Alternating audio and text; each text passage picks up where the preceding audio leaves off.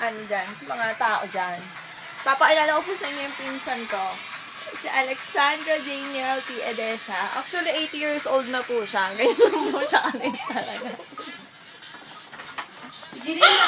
Ano na po siya?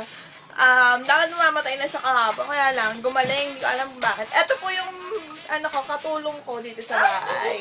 Meet Eileen. Say hi. Yaya, hello. Say hello, Yaya. Ito po yung, wait lang, yung driver. Hindi, yung kabit ng driver ko, ito. Kasama yung taga-manicure ko lagi. Yan. Tapos, tuturo ko po sa inyo kung sino yung driver ko talaga. Wait lang Yan, nakaiga po siya sa kwarto. Si Robert Pajos.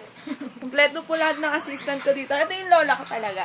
80 years old na siya. Si Alex! Hi! Ayun.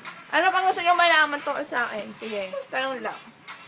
Anong lang, kahit wala magtatanong. Ako po si Abigail T. Figueroa. 14 years old. Yes. Tapa po yun.